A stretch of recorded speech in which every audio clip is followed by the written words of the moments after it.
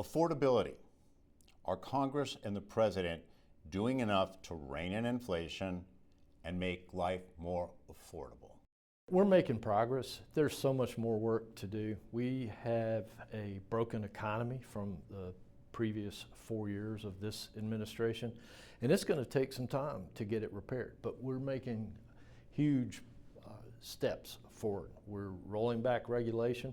We just passed the largest tax package to advantage middle and lower income Americans in American history, which is going to put much more money in the pockets of folks. But there's so much more that we need to do. What more needs to be done?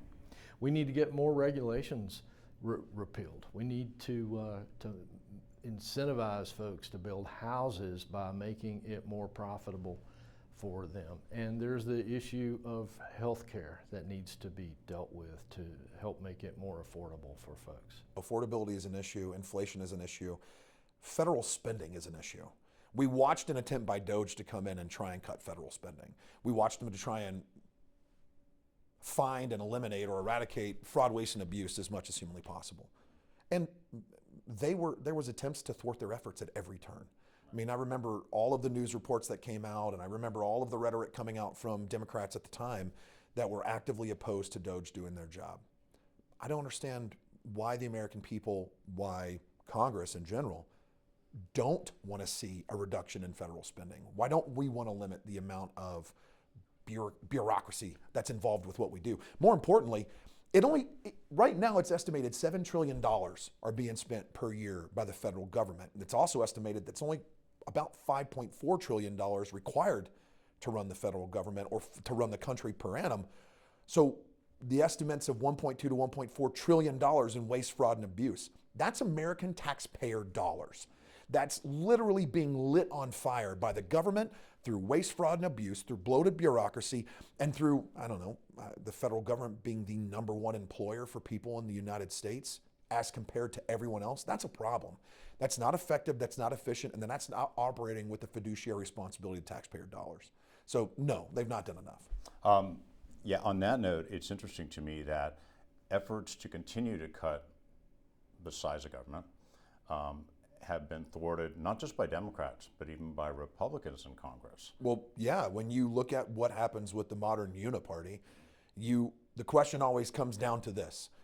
If we're not voting in the American people's best interest, and we're not voting to try and run the country in the American people's best interest, then what are we voting for? What's actually being voted on? Is it in the best interest of the individual? Is it in best interest of the representative at that moment?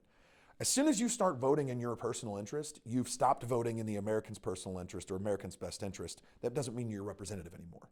It steps out of that. So you're not wrong. You're absolutely right. I think a critical question that we have to ask is, why do we continue to pass CRs without budgetary constraints?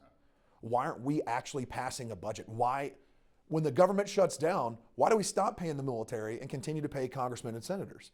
More importantly, I'm pretty certain that the oath of office that congressmen and senators take is to defend the Constitution against all enemies, foreign and domestic.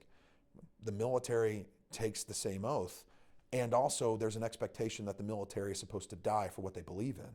I'm pretty certain that the elitists on the Hill can go a couple of weeks without a paycheck. Not only that, they get sent home, so they get vacation on top of it. Even more. Yeah, exactly. Right? Yeah. You didn't do your job, but we're going to keep paying you, and we're going to send you home so you can take a short vacation at the same time. Makes perfect sense to me.